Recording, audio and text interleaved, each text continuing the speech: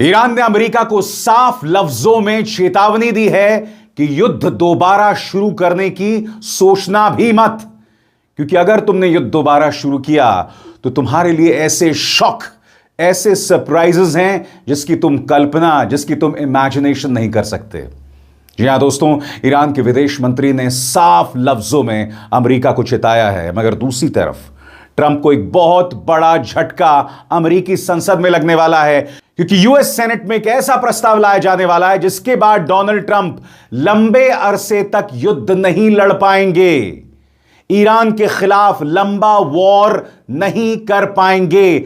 अगर यह प्रस्ताव पारित हुआ तो यह डोनाल्ड ट्रंप के लिए बहुत बड़ा झटका है।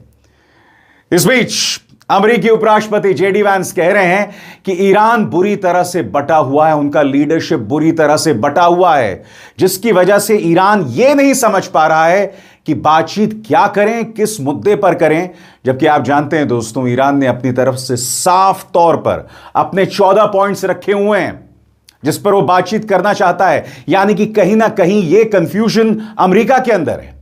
क्योंकि याद कीजिएगा दोस्तों, डोनाल्ड ट्रंप पहले क्या कहते हैं? डोनाल्ड ट्रंप पहले कहते हैं कि हम ईरान को नेस्तनाबूद कर देंगे। उसके अगले ही दिन क्या कहते हैं कि भाई हमें खाड़ी देशों से मशवरा आया है, इसलिए अब मैं ईरान पर हमला नहीं करने वाला हूं, मैं ईरान पर 1 घंटे में हमला करने वाला था।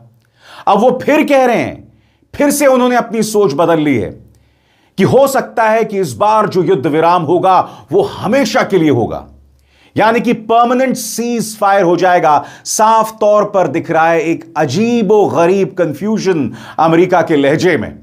मगर सबसे पहले मैं आपका ध्यान खींचना चाहता हूं अब्बास अराक्ची के इस बयान की तरफ, जिसमें उन्होंने सख्त अल्फाज में अमेरिका को चेतावनी दी है। आपके स्क्रीन पर ईरान के विदेश मंत्री अब्बास अराक्ची बोले, अगर फिर युद्ध हुआ तो बड़े सरप्राइजेस मिलेंगे। अब्बास अराक्ची ने कहा कि अगर वॉशिंगटन दोबारा युद्ध शुरू करता है तो ईरान और ज्यादा अमेरिकी विमानों को तबाह करने के लिए तैयार है। उन्होंने एक्स पर लिखा, हमारी ताकतवर सेना दुनिया के चर्चित F-35 लड़ाकू विमान को गिराने वाली पहली सेना साबित हुई है। उन्होंने आगे कहा, जो सबक और जानकारी हमने इस युद्ध से हासिल किया है, उसके बाद अगर दोबारा लड़ाई हुई तो उसमें कई और चौंकाने वाले सरप्राइजेस देखने को मिलेंगे। अराक्ची ने यह भी कहा कि अमेरिकी कांग्रेस ने खुद अरबों डॉलर कीमत वाले दर्जनों विमान के नुकसान को स्वीकार किया है। वो अमेरिकी कांग्रेशनल रिसर्च ऑफिस की पिछले हफ्ते आई एक रिपोर्ट का जिक्र कर रहे थे। उस रिपोर्ट में कहा गया है कि फरवरी के आखिर में ईरान पर अमेरिकी हमले शुरू होने के बाद से करीब 42 विमान, जिनमें लड़ाकू विमान, हेलीकॉप्टर्स और ड्रोन शामिल हैं, या तो नष्ट हुए हैं या उन्हें जबरदस्त नुकसान हुआ है। और मैं आपको बताना चाहता हूं दोस्तों, अब्बास अराक्ची के इस बयान को अच्छा खासा इंटरनेशनल कवरेज मिला है। आपके सामने अल जजीरा क्या कह रहा है। Iran FM Araghchi says Tehran gained military knowledge from previous hostilities and warned that a return to war will feature many more surprises. यानी कि यहां पर कहा जा रहा है कि जो पिछले युद्ध हुए हैं उसके बाद ईरान ने बहुत कुछ सीखा है, नए सबक लिए हैं, जिसके बाद अगर दोबारा युद्ध शुरू होता है तो मुश्किल हो जाएगी। अल जजीरा, ईरान के विदेश मंत्री अब्बास अराक्ची ने कहा है कि पिछली लड़ाइयों से तेहरान ने काफी सैन्य अनुभव और नई जानकारी हासिल की है। उन्होंने चेतावनी दी कि अगर दोबारा युद्ध शुरू हुआ तो उसमें नए और चौंकाने वाले सरप्राइजेस देखने को मिलेंगे। उनका यह बयान एक ऐसे वक्त आया है जब अमेरिकी राष्ट्रपति डोनाल्ड ट्रंप ने ईरान को डील करने के लिए 2 से 3 दिन का समय दिया है। वहीं अमेरिका के उपराष्ट्रपति जेडी वैंस ने कहा है कि दोनों पक्षों के बीच बातचीत में काफी तरक्की हुई है। और दूसरी तरफ मैं आपको बताना चाहता हूं ईरान में क्या मंजर है।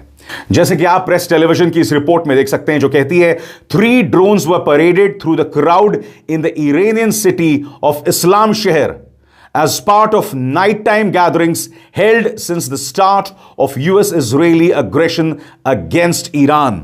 आप देख सकते हैं दोस्तों किस तरह से अब भी हर रात ईरान के शहरों में, और यह मंजर इस्लाम शहर का है जहां पर ड्रोन्स की परेड की जा रही है, ईरानी जनता के हौसले में कोई कमी नहीं आई है। मैं चाहता हूं आप इस पूरे वीडियो को देखें, लोगों के जुनून को देखें, लोगों के जज्बे को देखें।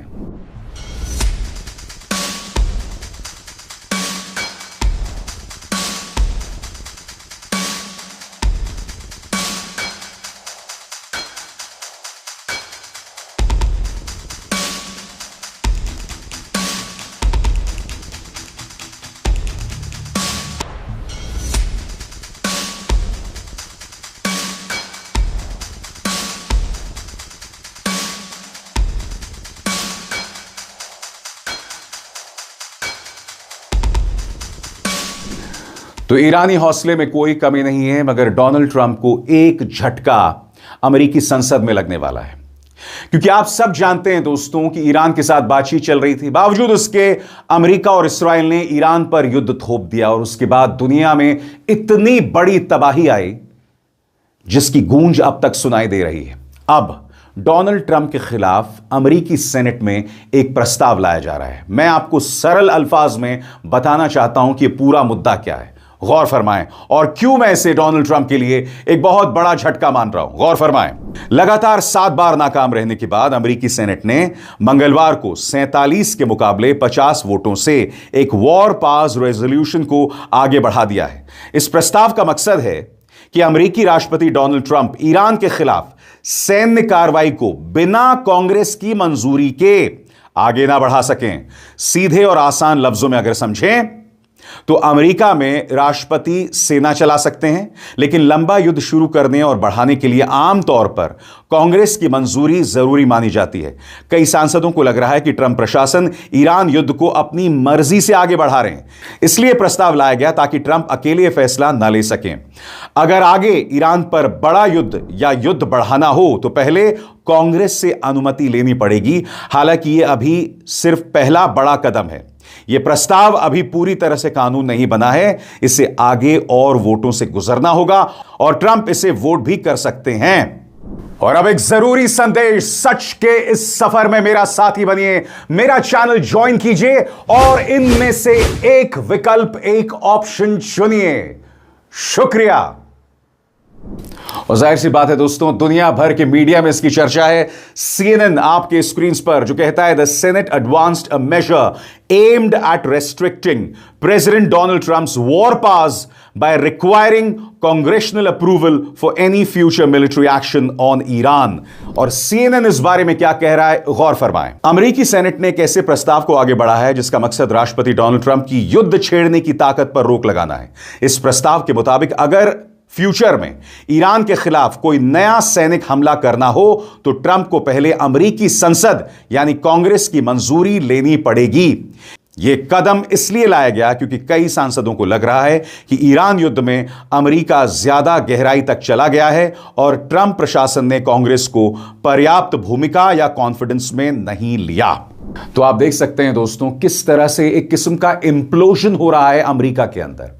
खुद उनके अपने सांसद, उनका विपक्ष लगातार ट्रंप के इस वॉर पर सवाल उठा रहा है। मगर उपराष्ट्रपति जेडी वैंस क्या कह रहे हैं कि ईरान के अंदर कंफ्यूजन है। CNN की इस खबर पर गौर करें। Vance says Iran's negotiating position is still unclear. अब आप मुझे बताइए दोस्तों, क्लैरिटी की कमी कहां है, ईरान में या अमेरिका में? गौर फरमाइए जेडी वैंस ने कहा क्या। अमेरिका के उपराष्ट्रपति जेडी वैंस ने कहा कि उन्हें अब भी ईरान की लीडरशिप के अंदर डिफरेंसेस दिख रहे हैं और तेहरान आखिर चाहता क्या है यह साफ नहीं है, जबकि ट्रंप प्रशासन युद्ध खत्म करने के लिए डील पर काम कर रहा है। व्हाइट हाउस में पत्रकारों से बात करते हुए वैंस ने कहा, ईरान खुद भी साफ नहीं है कि उन्हें किस दिशा में जाना है। उनका देश अंदर से बटा हुआ है। उन्होंने कहा, देश की एक लीडरशिप है, एक सुप्रीम लीडर है और उसके नीचे कई अधिकारी हैं जिनका बातचीत में कुछ असर है, लेकिन कई बार यह बिल्कुल साफ नहीं होता कि बातचीत करने वाली टीम की असली पोजीशन क्या है। वैंस ने कहा, यह साफ नहीं है कि यह सब खराब तालमेल की वजह से हो रहा है या जानबूझकर, लेकिन इसका नतीजा यह है कि पूरी बातचीत उलझी हुई है। उन्होंने आगे कहा, मैं भरोसे के साथ कह सकता हूं कि कई बार यह समझना मुश्किल हो जाता है कि आखिर ईरान बातचीत से हासिल क्या करना चाहता है। सुनिए क्या कह रहे हैं अमेरिकी उपराष्ट्रपति JD Vance. We do not know about the negotiating position of Iran. सुना जाए। It's a very complicated country, and it's a country that I wouldn't pretend that I understand even after as deep as I've been involved in this process from the very beginning. It's a great and proud civilization, amazing people. We obviously have a great Iranian American community here in the United States of America, smart people, very hardworking, and you see some of that in the negotiating team on the other side. You also see some very hardline positions in the negotiating team on the other side, and so I think you see that conflict, the fact that maybe the Iranians aren't themselves quite clear in what direction they want to go to. They also are just a fractured country. So you have the leadership of the country, there's the supreme leader, and there are a lot of officials below the supreme leader that has some influence in the negotiation. It's not sometimes totally clear what the negotiating position of the team is. And I don't know if that's sometimes bad communication, if that's bad faith. I wouldn't pretend to venture a guess there, but I will say with confidence, it's sometimes hard to figure out exactly what it is that the Iranians want to accomplish out of the negotiation. So what we've done is tried to be as clear as possible.